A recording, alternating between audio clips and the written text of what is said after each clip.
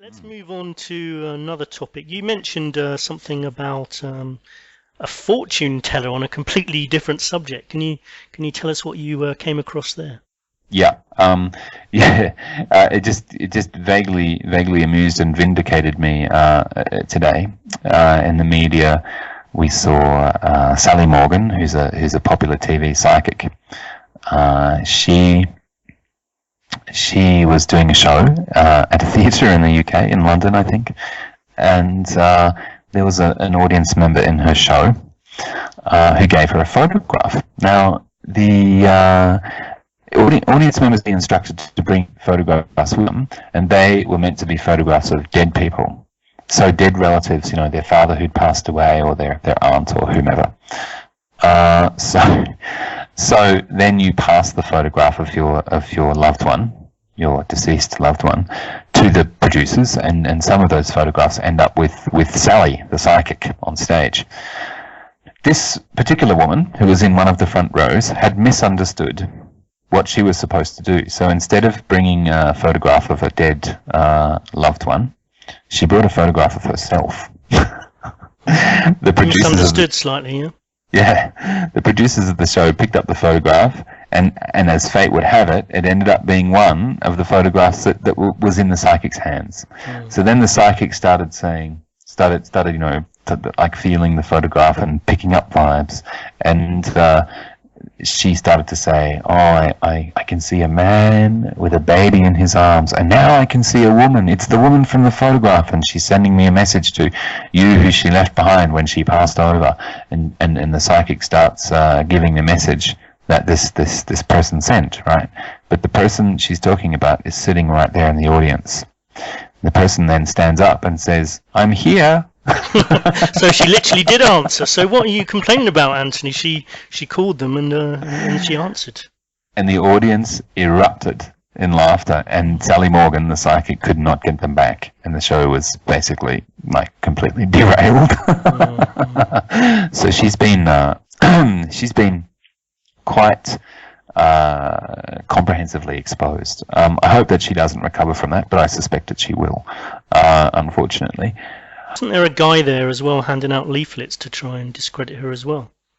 Yeah, on a somewhat less amusing note, Sally has, like most psychics, she has a kind of entourage around her of people who, protect her from the concerns of the real world. And there has been a guy who's been leafleting some of her shows. His leaflets are, obviously critical. They explain, this is called cold reading. This is how it's done. La la la la la. And so he hands them out outside the shows. He's been confronted. He was spotted by Sally Morgan's husband and I think son-in-law, who are part of the entourage, and they researched him online. And then they confronted him again, and some of the threats they made to this guy were quite shocking. They threatened to disappear him. They threatened various acts of violence, but interspersed with these threats were other threats of legal action. So it was like, we're going to take you to court, you've broken the law, and by the way, we're going to kill you. So it was quite an arresting little piece of media, because this just underlined how nuts the world of these TV psychics really is. That they've got these, essentially, their relatives outside acting as bouncers, and if anybody comes up and says, here's a little piece of paper that challenges what some audience members may believe about you, they get repulsed with a mixture of threats to take them to court and threats to kill them, which, if these guys did kill the leafleter, surely that would be a much more serious crime than the leafleting. But these guys don't see it like that. It was a real window into the completely insane world of these, supposed psychics. So yeah, that was a really interesting news story, I thought. Let's have a little mini debate on this. Okay. About the guy that was distributing the leaflets. Sure. I mean, doesn't this woman, and I suppose about the whole thing as well, doesn't this woman have a right to do what she does as a living, whether you agree with it or not? And the people that were going to see it, I personally, I probably wouldn't go to one of those things because I'm a bit skeptical about that. But a lot of those people who are going to see it aren't skeptical. They do believe it, or at least maybe some of them actually find it in some way some kind of entertainment. So you could see her as a bit of an entertainer. And what this guy is doing is like the equivalent of turning up to a comedy show, and just handing out leaflets about how this guy is not funny, you shouldn't listen to his jokes, and going in and just creating a bad atmosphere in something that's supposed to basically be entertainment. Right. I think it's more similar to if you turned up outside a showing of one of the Hobbit films with leaflets saying there really are no dragons, it's all special effects. Well, yeah, I mean, in some ways it's like that as well, because it's we know there's no dragons, go away, kind of thing. We know there's no dragons, so we're going to go and enjoy the show, and if that's the case, fine. But if you're going in thinking there really are dragons, perhaps it might not be a bad thing for somebody to present another point of view saying that there aren't. But if you do believe in dragons, don't you deserve to be duped? I think that people who would like others to examine the issue more closely are giving them credit for being able to examine the issue more closely. Whereas if you say, "Oh, look, these guys are clearly silly. They're clearly too stupid to realise that it's all theatre," it's giving them less intellectual credit. So I'd prefer to be the guy handing out the leaflets, giving these people the benefit of the doubt. You seem to be duped, but maybe you just haven't, heard anything to the contrary. Do you think that's his motivation for handing the leaflets out? He He's cares about what people that some people are being duped? He's a skeptic. I mean, he's a member of, I don't remember the name of the society, but it's a rationalist society. And these people, you generally feel passionately about the negative effects of believing in superstitious things which lead you away from what they would consider to be a more objective assessment of the world. Now, I have major issues with the view of the world which many of those rationalist societies put forward as well. The scientific worldview, for example, has massive holes in it, which I'm sure if we got into debating would be a whole episode in itself.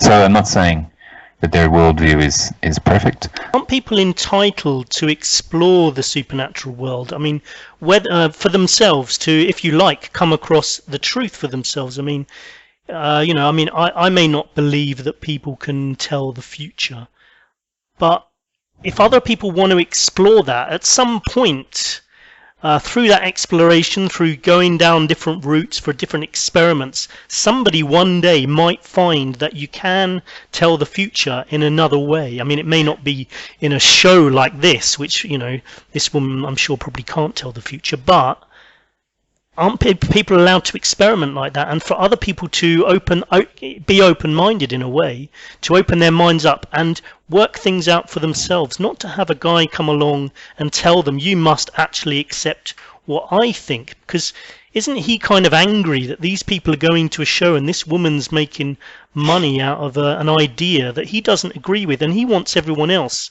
to accept his opinion?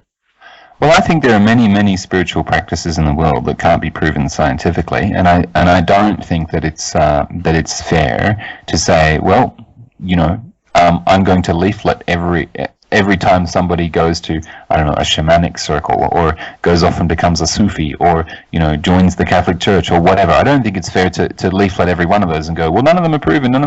But the difference here is, psychic abilities have been demonstrably disproven. They've been disproven over and over and over again, and the people who purport to have them are exploiting others by making a lot of money out of something which is not true and telling lies. So in that case, I think this guy does have a right to be there. Well, look, I'm playing devil's advocate a bit here because I sort of kind of agree that they should have let this guy in. In fact, by making such a big thing of it, and if you watch the video, they are very aggressive to this guy, and bringing up all kinds of issues which just make themselves look like idiots. But so they should have just let him in. And if they didn't have such a if they just allowed him in, they would have created less of a problem, and I'm sure most people in there would have thrown away his leaflets. And if a few people did read them, I don't think it would have affected her show so much in a negative way. I mean, she did that herself by the sounds of it. So, I totally agree. Totally agree. The video that surfaced on the internet really shows their defensiveness, and that's really to their detriment. So I'm quite glad, and I'm quite happy that this guy was brave enough to go up against them, because now these two faces of Sally Morgan's, let's say, family members / minders are now in the public domain, and they're showing just how sensitive they are, which shows, which seems to show, at least we could say, that they know how dishonest this is as a practice. Although I was playing devil's advocate a little bit there, I still maintain what I was saying, that actually, why does this guy waste his time doing this? I mean, it is relatively harmless to some extent.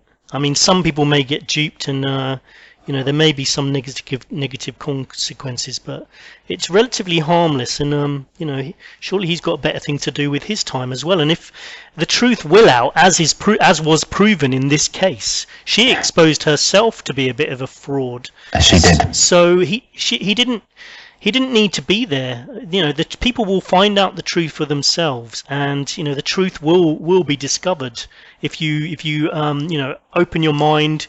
You can go. In fact, if I wanted to find out whether people could tell the future, I might go to someone like her show just to find out. So yes, I think in many cases the truth will out, but sometimes you need a sentinel to point you in the direction of the truth. That's a perfect way to end the show. I got you. It's a perfect way to end the show, Anthony. You've done it again. So thank you for joining us today, Anthony. You're more than welcome.